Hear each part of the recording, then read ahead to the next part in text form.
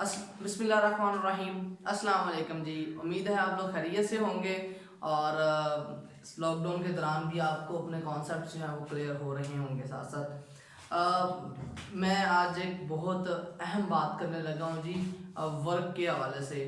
अक्सर इसको अगर आप रूटीन लाइफ में देखते हैं और जब हम फिज़िक्स में देखते हैं तो बहुत ही डिफरेंट सिचुएशंस होती हैं। इसमें मैं एंड पे एक बड़ी मज़े की एग्जांपल जो कि इस वक्त रमज़ान चल रहा है, तो रमज़ान में बड़ी आप लोगों को काम भी आ रही होगी, बल्कि आपको समझने में भी आसानी होगी। सबसे पहले हम देखते हैं जी वर्क होता क्या है। इसको समझने से पहले वालिदैन अक्सर बच्चों को कह रहे होते हैं जी हमारा ये फ़लाँ काम कर दें, या हमें पानी भर के ला दें, या हमारे लिए ये काम कर दें। तो बच्चे कहते हैं जी मैं तो नहीं जाना। या अगर वो काम कर भी देता है, वो एक पानी की बाल्टी उठाता है और उठा के घर लेके आता है, कहता है मेरा तो बाजू दर्द कर रहा है, मैंने तो बहुत काम किया है। और अगर उसका बड़ा भाई जिसने कोई फिजिक्स पढ़ी है वो कहता है आपने तो कोई काम ही नहीं किया, फिजिक्स के मुताबिक आपने ज़ीरो वर्क किया है। वो बंदा बड़ा परेशान होता है, वो कहता है जी मैंने इतना एफर्ट किया है, दूर से पानी की बोतल पानी की बाल्टी उठा के लाया हूँ, और आप कह रहे हैं जी मैंने काम ही नहीं किया। तो आपके मुताबिक काम है क्या? आप किसको वर्क कह रहे हैं? तो अब सुनते हैं जी फिजिक्स की जुबान में वर्क। तो वर्क की अगर आप डेफिनेशन लिखते हैं,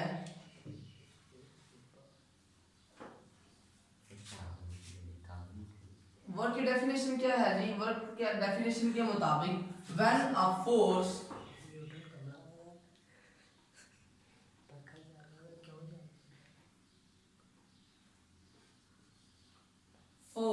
acts on a body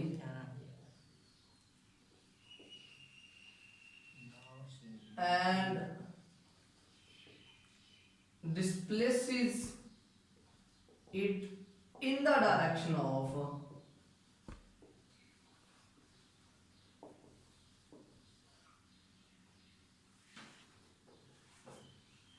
then we say that work is being done.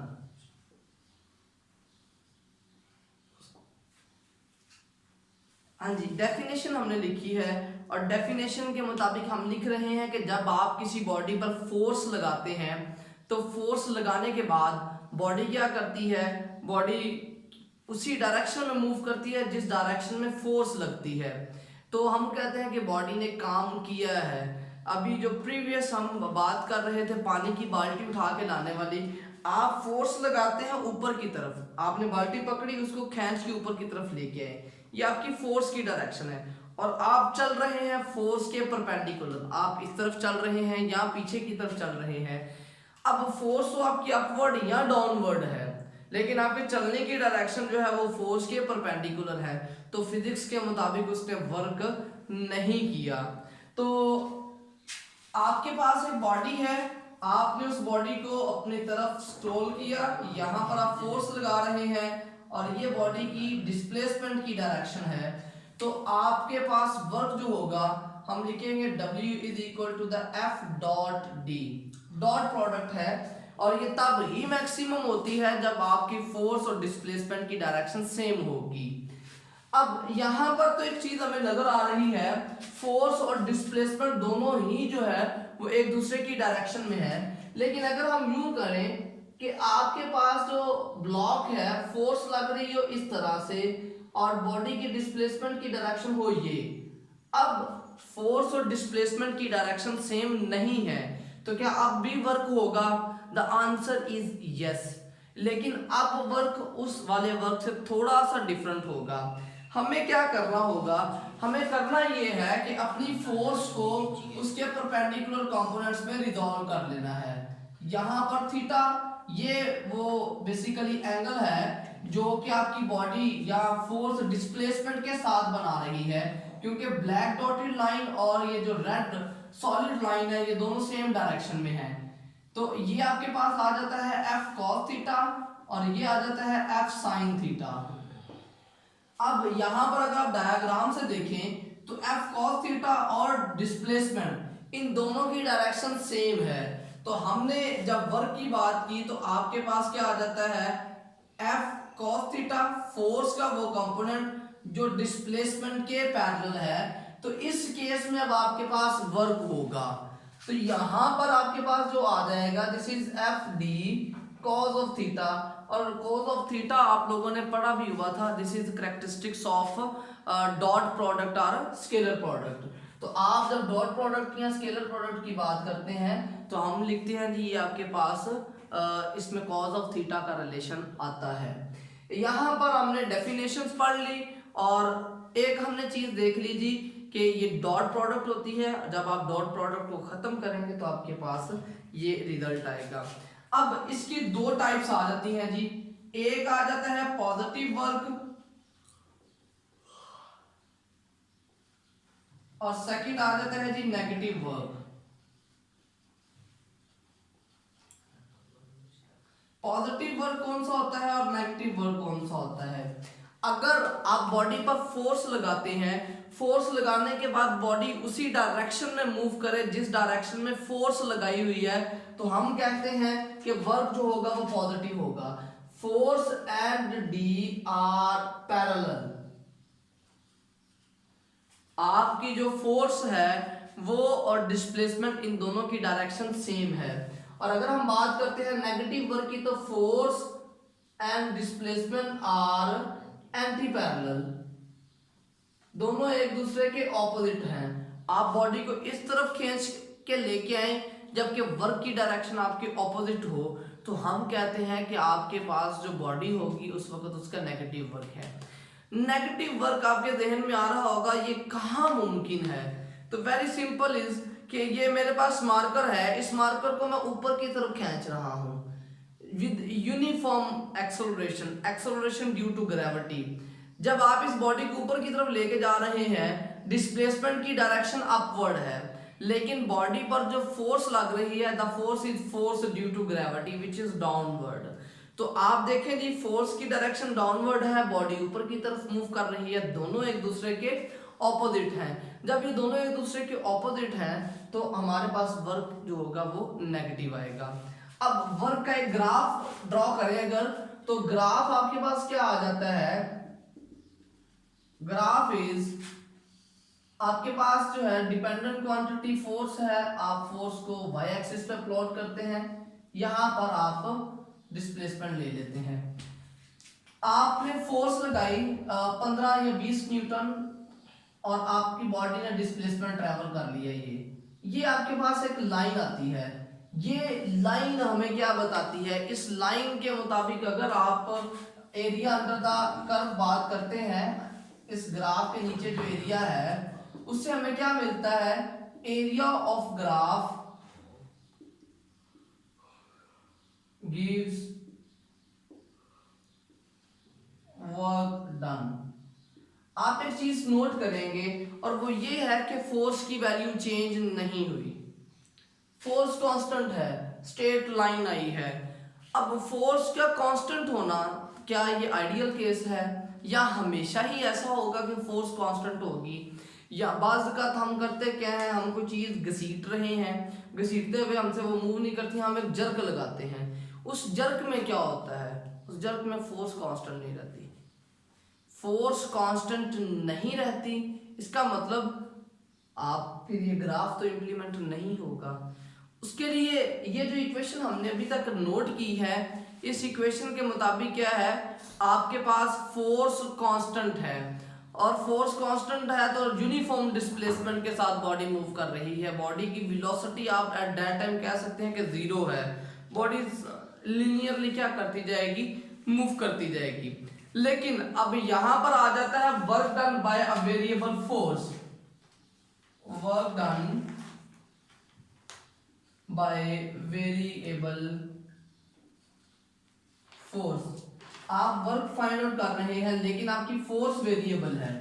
Force variable से क्या मुराद है?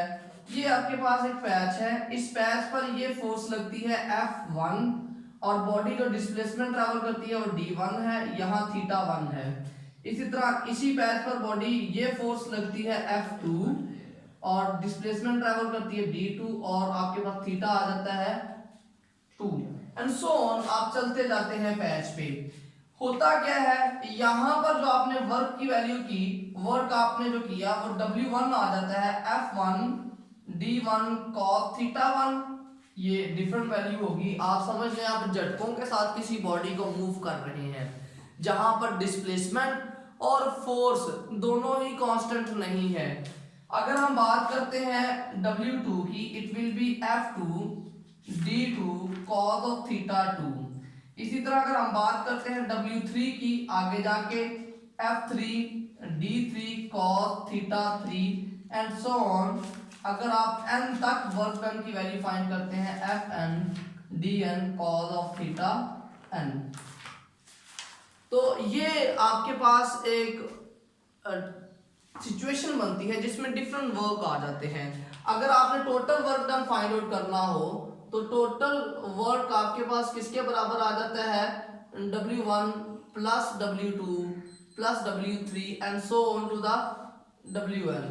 हमने किया क्या है जी, आपने झटकों के साथ किसी बॉडी को मूव किया है, तो आपने जितने झटक लगाए, जितने उसने पैचेस में डिस्टेंस ट्रेवल किया, आपने वो नोट कर लिया जी। तो आपके पास टोटल वर्क आ जाता है F1 D1 cos θ1 plus F2 D2 cos θ2 and so on Fn Dn cos θn। अब हमारे पास इन सारी इक्वेशन को समराइज करने का एक तरीका होता है जिसे हम कहते हैं सम नोटेशन या सिग्मा फॉर्म। सिग्मा के मुताबिक क्या आ जाता है, इससे मुराद ये है कि ये तमाम क्वांटिटी सम हो रही हैं, और मैं यहां पर एक इंडेक्स इंट्रोड्यूस करवा देता हूं I, और I आपके पास कहां से स्टार्ट होता है, I1 से स्टार्ट होके n तक। इस सिंबल का मतलब क्या है, इस सिंबल को एक्सपैंड करने से मुराद ये है कि आप लिखेंगे F I की जगह पर वैल्यू 1, D की जगह पर वैल्यू 1 cos of θ1। पहली के लिए आपने I की वैल्यू सोल्व कर ली, प्लस सो ऑन 2 3 4। अगर मैं n की वैल्यू लिख देता हूं जी, मैंने 25 पैचेस बनाए थे 25, तो n की वैल्यू मेरे पास होगी 25। अब मैं 25 टाइम्स ये टर्म्स नहीं लिख रहा हूँ, मैंने जस्ट बताना है कि I की वैल्यू 1 से लेकर 25 तक है, और ये मेरे पास उसका रिजल्ट आ जाता है। अच्छा जी, अब इसमें भी कंडीशंस बना लेते हैं। कंडीशन क्या बना देते हैं, हम कहते हैं फोर्स वेरिएबल हो सकती है, लेकिन आप फोर्स जितनी भी लगाते रहे हैं ना, डिस्प्लेसमेंट की वैल्यू सेम रहती थी हर बार। डिस्प्लेसमेंट की वैल्यू क्या रहती थी, सेम रहती थी। तो इसका मतलब डिस्प्लेसमेंट हर बार कांस्टेंट हो जाएगा इस केस में, इफ d इज कांस्टेंट। तो फिर क्या होगा, work is equal to the d को समेशन से बाहर ले आएंगे, I फ्रॉम 1 to n Fi cos of theta I। ये बात आ जाती है जी। इसके मुताबिक क्या कहते हैं जी, इसके मुताबिक ये है कि आपके पास डिस्प्लेसमेंट की वैल्यू, जितनी बार भी फोर्स की वैल्यू चेंज होती थी, बॉडी इक्वल डिस्टेंस ट्रेवल करती रही है। एक कंडीशन तो आपने ये पढ़ी है। दूसरी कंडीशन ये हो सकती है, इफ थीटा इज सेम। अगर आपके पास थीटा जो है उसकी वैल्यू सेम रहे, सेम वैल्यू से क्या मुराद है, आपने जिस एंगल पर अपनी रस्सी को या उस बॉडी को पकड़ा हुआ है वो वही रहे, तो फिर क्या बचेगा जी, फिर आपके पास आ जाएगा d cos थीटा और सम I फ्रॉम 1 to n Fi। फोर्स की मैग्नीट्यूड वो आपके पास क्या होती रहेगी, चेंज होती रहेगी। पहले 5 थी, फिर 10 हो गई, फिर 12 13 एंड सो ऑन। अच्छा जी, ये आ जाता है work done by the variable force. इसके अगर हम ग्राफ की बात करते हैं तो ग्राफ आपके पास किस तरह से आएगा, ग्राफ के मुताबिक हम इसी इक्वेशन का ग्राफ प्लॉट करते हैं, F cos थीटा आ जाता है और यहां पर आ जाता है डिस्प्लेसमेंट। तो आपके पास जो फोर्स है उसकी वैल्यू कुछ यूं चेंज हो रही है, कभी फोर्स कम हो जाती है, कभी फोर्स ज्यादा हो जाती है। पहली कंडीशन तो ये थी Fi cos थीटा I, ये टर्म मैंने रेड लाइन से रिप्रेजेंट कर दी है। अगली जो कंडीशन 1 मैंने लिखी थी, इफ d इज कांस्टेंट। अगर d कांस्टेंट है तो यहां पर इक्वल पैचेस बनेंगे,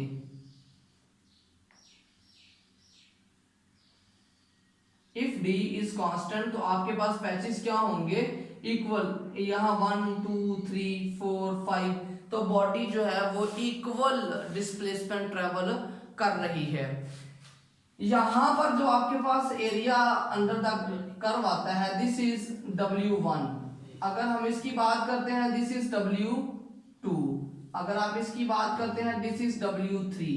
तो आप देखेंगे कि डिफरेंट वर्क्स हैं आपके पास। तो ये ग्राफ जो है वो basically work done by variable force को रिप्रेजेंट करता है। अगर आपकी ये जो पैचेज हैं वो इक्वल लेंथ के ना हो तो हम कहेंगे बॉडी का डिस्प्लेसमेंट इस वक्त वेरिएबल है, जो कि एक जनरल कंडीशन बनती है। होप सो जी आप लोगों ने इस लेक्चर को एंजॉय किया होगा और आपने बहुत कुछ इसमें से गेन भी किया होगा। अपना बहुत ज़्यादा ख्याल रखिएगा। अल्लाह हाफिज़।